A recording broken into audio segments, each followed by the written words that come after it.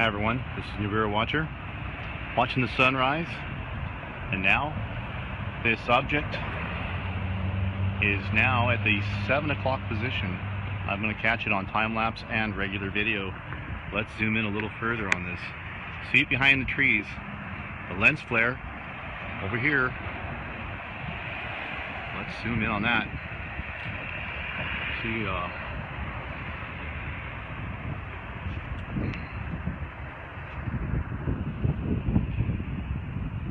behind the trees. Oh my gosh, people. Let's get right with God.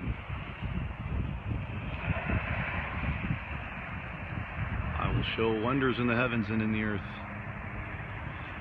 Are there spots on this thing? I'm not sure. The time-lapse can't zoom in on it. Let's go back to time-lapse.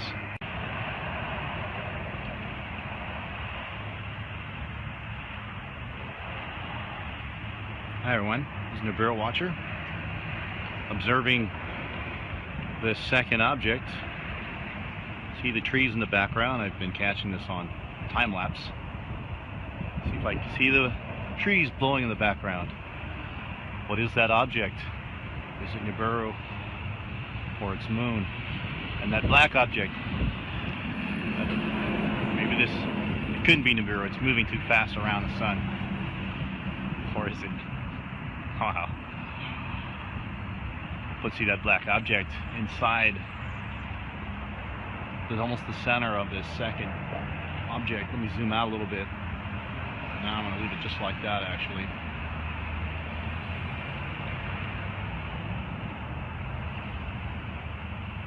So let me move the camera out a little bit. You can see the lens flare there. Put this and zoom out. See the lens flare. I'm going to stop talking about the stupid lens flare. Let's zoom in on this one object. 12 times optical zoom plus digital zoom.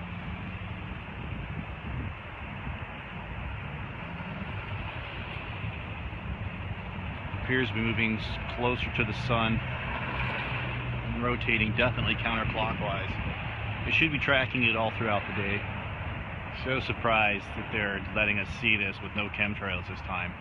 Clearly you can see the pine needles in front of this object.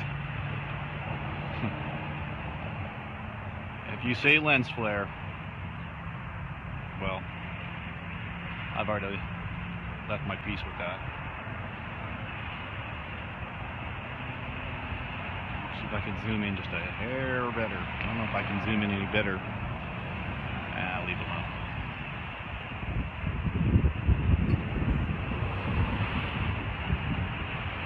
Let's put a welder's filter in front of it.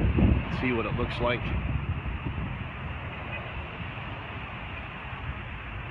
Does seem to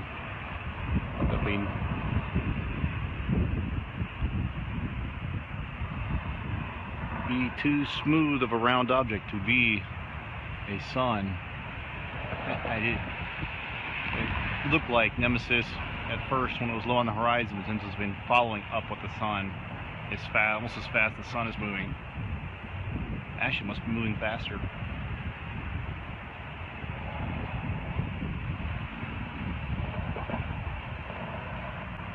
Let me zoom back out a little bit. You can see our lens flare again here. Notice how the lens flare is coming from this object, almost like in my other videos. I wonder what that looks like as the sun shines through this object onto the earth.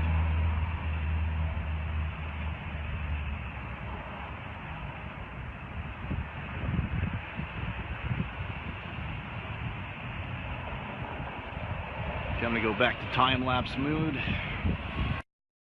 Shot of what this thing looks like. Not too impressive for the time being, but that is it. As I mentioned, it's the size of a Nimitz-class aircraft carrier, and the way we're able to observe this couple ways. We use these radio telescopes. This one happens to be in Puerto Rico. Kind of interesting to see. This one you have over here, the Goldstone, is actually from the Mojave Desert of California. This thing is so incredibly effective.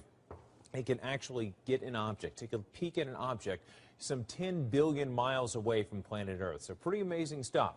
Let me show you this animation that we have from NASA. And as we pop this up, you're going to get an idea. You'll see, of course, the Earth, which is right in the middle. Then you see that line that darts right through the screen. That is the path it's going to take. It is not expected to make contact with planet Earth, but I'll tell you, if it were to, say, strike, say, the ocean, the Pacific, the Atlantic, it could make an impact that would cause a 7.0 earthquake, or possibly at the same time create a tsunami that would be up to 70 feet in height and spread out about some 60 miles from its impact zone. So pretty interesting.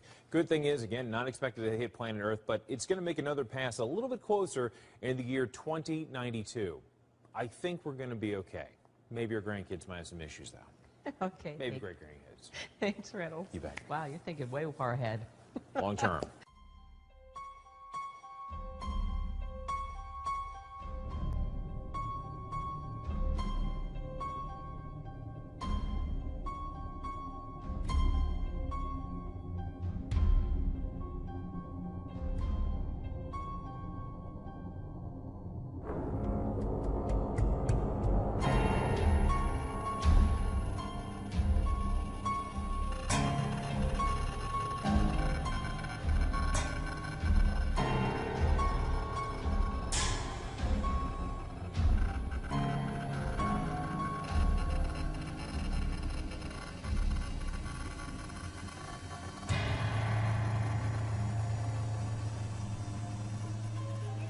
Happy hour on this Friday, and joining me tonight is our chief producer Jenny Churchill and Evan McMorris Santoro, reporter and blogger for Talking Points Memo. Hi. Thanks for joining me, guys. Happy Friday. You know, we've spoken a few end of the world theories on the show before, especially when everyone thought that the rapture was coming, but the theories never died down, and especially because we haven't gotten to 2012 yet. And so now here's a new one that apparently people are just going crazy over online. Take a look. Okay, look at the Earth distance, 1.812. Helios right now getting nearer to us by 300,000 miles per day. In about a week, that number is going to be 400,000 miles per day, and it's going to continue to increase. You're going to see more and more volcanoes going off. That's your sign to wake people up. You have 33 volcanoes erupting right now in the Earth, and that number is going to continue to go up as we move along in the timeline.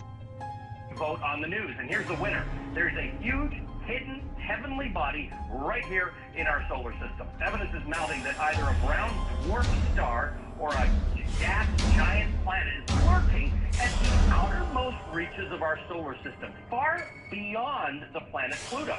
According to the British newspaper The Independent, the object is 4 times the size of Jupiter. Experts say the presence of such a massive object could explain why a barrage of comets has been coming from that direction.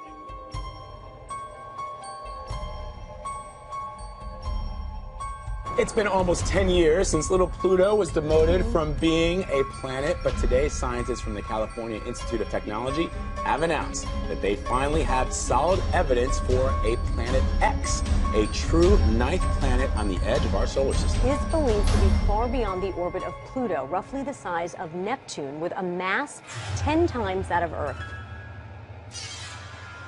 There are things out there, little icy objects that are orbiting in a funny way, and nobody was quite sure why. It seemed like there might be something with gravity pulling on them, but nobody quite understood. And finally, these scientists that you talked about took a really hard look at it, did simulations, calculations, and they came up with the explanation. It probably is this giant planet. I think I read somewhere it orbits the sun every 10,000 to 20,000 years. Right. Is that why no one has seen it to this point? No, that's not why. It's because it's so dim. It's so far away that even though it's big, it's very, very dim, and it's very tough to spot with a telescope. I'm also fascinated at the idea that this planet could be so far out there and still our sun be the mass that is keeping it in the gravitational pull of our solar system. Right, yeah, but no, it's true. That's incredible. And so there was a thought at one point from scientists that when they thought that there was something beyond Pluto, that it might have been all the massive objects floating in the Kuiper Belt, but it's not. Right, so all those objects are out there and they have a lot of mass, and originally the scientists said, look, a planet is such a crazy idea, maybe it's the Kuiper Belt itself that's pulling it on itself. and making these orbits look funny.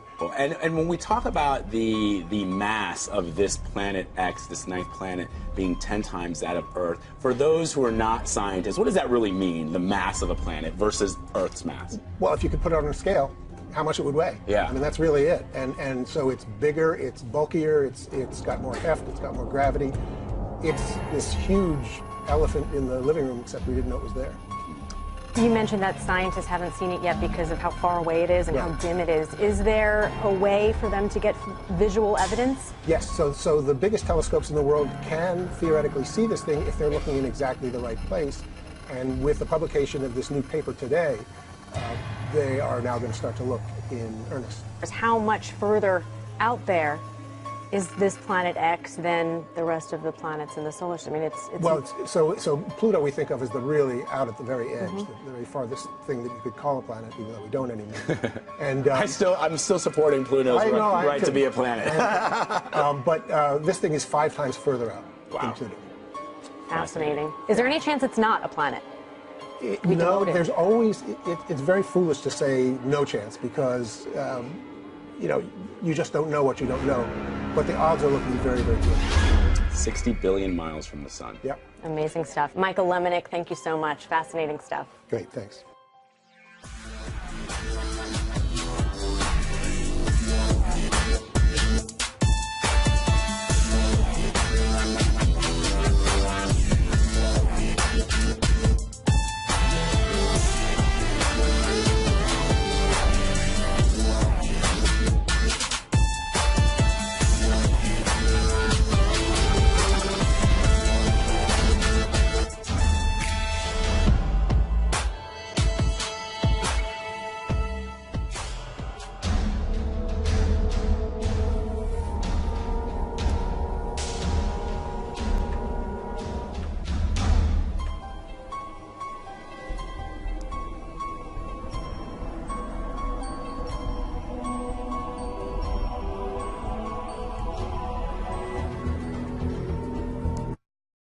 Pluto, the sometimes planet, may be hiding a pretty huge secret. Well, 2 huge secrets, actually.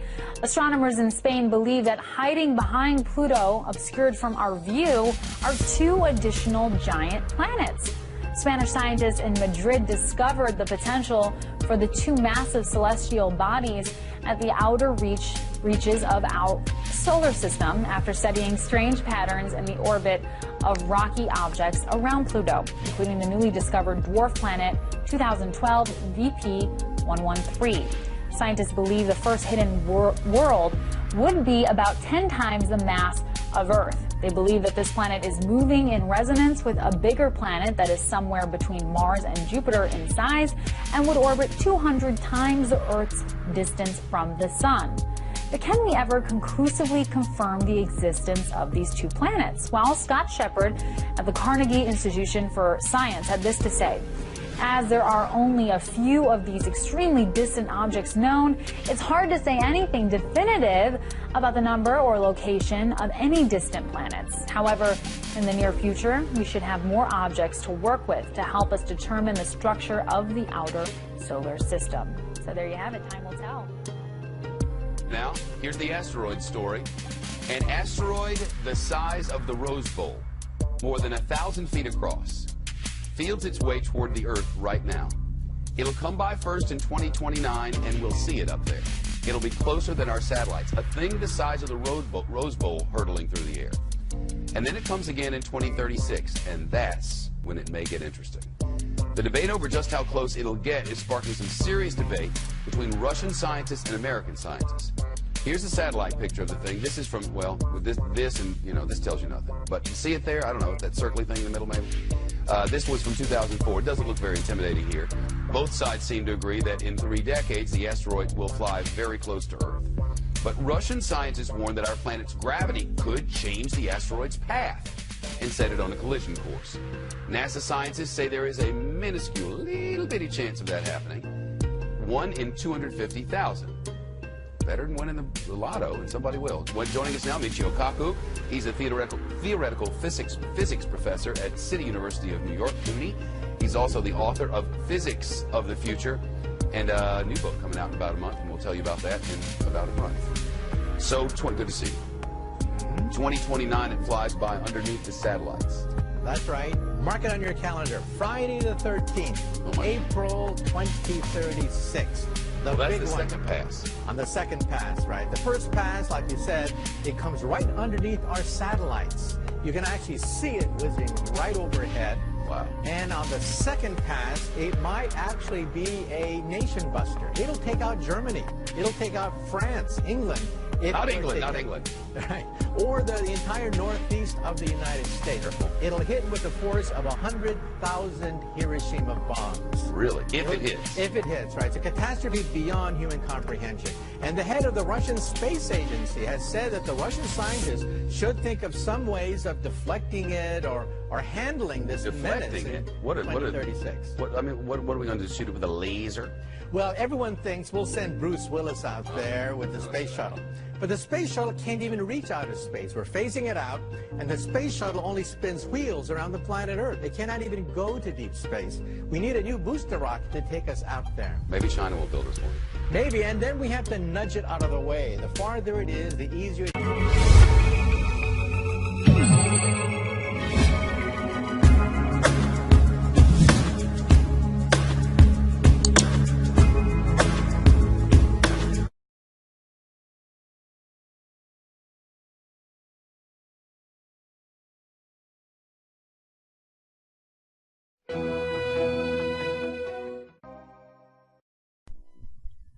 September 21st, 2016. Those who follow the news as it relates to climate change on a regular basis are aware and ultimately concerned that the weather is becoming more unpredictable and more bizarre with each passing day. As an example of the changes we are now confronted with, let's look at the weather patterns and climate conditions that are happening in the United States. The East Coast is experiencing an inexplicably warm summer. Historically temperate regions like the Adirondacks and the White Mountains were hit with numerous record high temperatures that have baffled meteorologists across the nation. Forecasters, including some of the country's most respected climatologists, predict another warm fall and seasonable winter for areas normally ravaged by blistering cold and mountains of snow. Although the National Weather Service, the NOAA, and the World Meteorological Organization provide no meaningful explanation for sudden drastic climate change, ostracized scientists and whistleblowers attribute these Earth changes to Nibiru, said to be a brown dwarf star with 7 orbiting planets rapidly approaching our inner solar system. According to recent non-established reports, Dr. Ethan Trowbridge, a former USGS climatologist who supervised the geomagnetism program and the core sciences division of this agency, blames climate discrepancies on Nibiru's proximity to our planet. According to Trowbridge, Nibiru is no myth. It is real and it is here. The USGS has secretly monitored Nibiru's approach for some 3 decades now, conveniently covering up its existence and influence on our planet with a mountain of misinformation, like blaming climate shift on greenhouse gases. Dr. Trowbridge cites a leaked USGS memo as evidence of Nibiru's influence on Earth. This memo, showing here, demonstrates a significant deviation from established weather in the northeastern United States.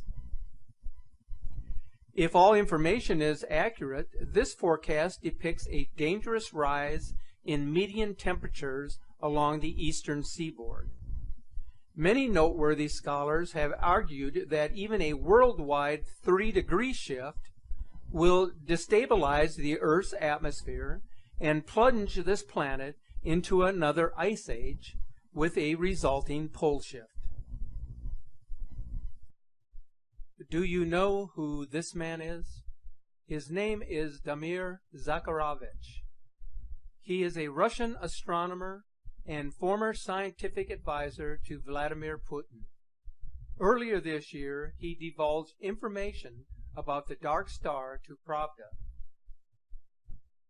and now has to operate from the shadows for fear of being blacklisted. He recently indicated that the drastic changes that are occurring across the globe, and especially this year in the United States, depends on the movement of Planet X, which is consistently moving, and the changes here on Earth fluctuate with the movement of this planet in our solar system. He further explains that the planets around the brown dwarf orbit this dark star. The precise position of the planets and the system itself dictate how the Nibiru system impacts Earth at any given moment in time. As it grows close, changes will be more widespread and pronounced. In recent months, a growing number of whistleblowers have come out to speak publicly about the arrival of Planet X. The USGS is believed to be one of those government agencies that is actively engaging, along with NASA, to conceal Nibiru's existence and to blame drastic climate changes on man-made events, like over-reliance on fossil fuels and releasing chlorofluorocarbons into the atmosphere, rather than attribute Earth changes to Nibiru's proximity to our planet. The United States Geological Survey has known for many years that Antarctica would be ravaged by the approach of this system. This is because Nibiru is on an elongated elliptical orbit relative to our southern hemisphere. So people living in this part of the world would see Nibiru first, and they shall also be the first to experience whatever Nibiru brings with it. And it's not bringing anything good. The Ronnie ice shelf will likely break off the continent and drift into the Weddell Sea. This will cause enormous icebergs to drift toward New Zealand. As the ice reaches warmer waters, it will rapidly melt, causing a significant rise in sea levels. To give you an idea of the significance of such an event, if it were to take place, and recent data from these locations suggest that this is happening now and at an accelerated rate.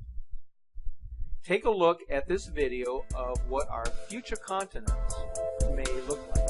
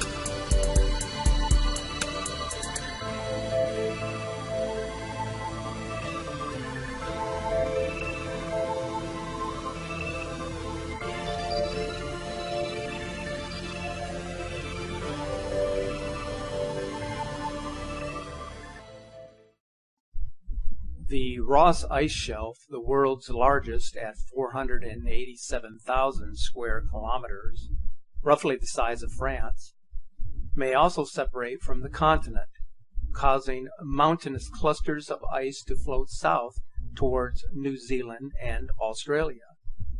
Polar storms, unlike any the world has seen, will ravage the continent in conjunction with a marked increase in seismic and volcanic activity. Mount Sipple, one of Antarctica's largest active volcanoes, is certain to erupt, sending a plume of deadly ash into the atmosphere. This will be the start of a pole shift. Large earthquakes will ripple across the continent. Add to that multiple super eruptions. This will shake Antarctica to its very foundation. And this is just the beginning. What happens in Antarctica is merely a precursor for what will happen across the entire globe. The devastation will start there, then rapidly spread.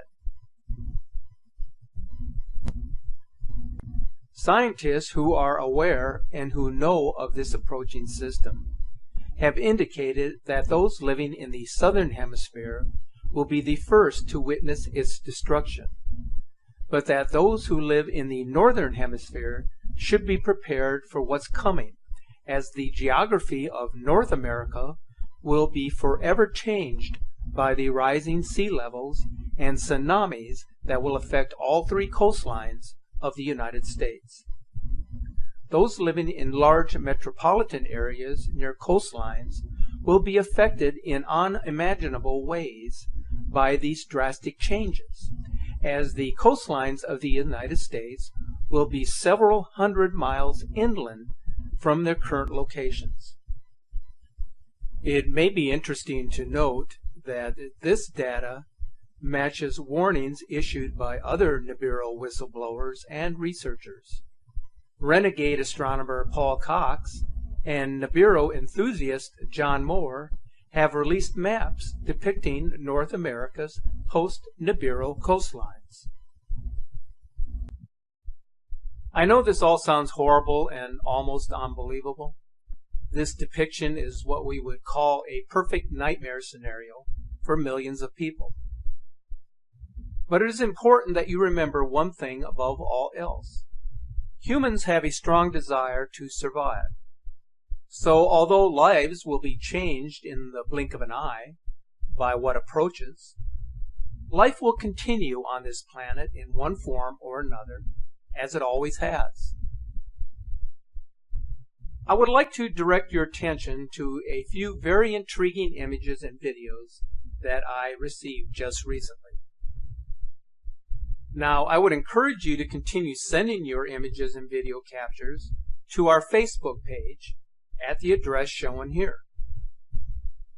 You can also send them private email on our YouTube account by clicking on the About icon located on our channel page shown below.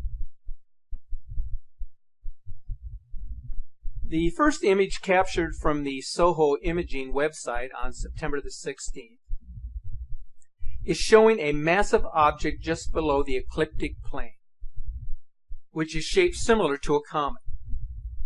Now, if we enlarge this object, you will notice that immediately behind this giant comet-like object is a trail of debris, meteors and asteroids, and then a cluster of planets and smaller objects following in a serpentine formation or a double helix formation, what some have called the string of pearls. Now, if this satellite image has indeed captured this complex of planets or the Nemesis system, then the notion that it has entered our inner solar system, as Marshall Masters and Major Ed Dames and other Nibiru researchers are now claiming, then this could be very well true. Once the system crosses the ecliptic plane, its movement will be more rapid, and it will become more visible in both the daylight and the evening sky. On September 2nd, an incredible video capture of the blue Kachina was recorded in the evening sky. Take a look at these extraordinary images seen from a distance and then enlarged. This fits the description of the blue star as described by the Hopi tribe. Now take a look at the image once again in this photo. To the right is the actual object that was observed. But if you look at the ancient inscription to the left, you will notice how remarkably similar the circled inscription is to the formation of the observed object. These images are absolutely astonishing and irrefutably undeniable. Finally, I wanted to share this September 14th video captured by a skywatcher that actually considers himself to be a diehard skeptic of Planet X. He says that after viewing what he captured outside on video on a moonlight night, he has to admit that there is something out there that he cannot explain away. Furthermore, he says that the object appears to be moving slowly towards us. Now, obviously, what he has picked up cannot possibly be as close as between the Earth and the Moon. But what he has captured certainly resembles a planet. And if you look closely at the movement of the clouds in the background, you will notice that they pass in front of this very large entity. So folks, there are some very strange things appearing in the heavens, which we just cannot explain. Images of this incoming system are becoming more prevalent each passing day, and it's up to each of us to be more vigilant and observant in the days ahead. Whatever is happening now is an ominous sign, a warning of what is coming our way. These signs are given to us so that we may warn others of the dangers that lie ahead, so that we may gain the courage and the fortitude to prepare ourselves both mentally and physically for what lies in wait.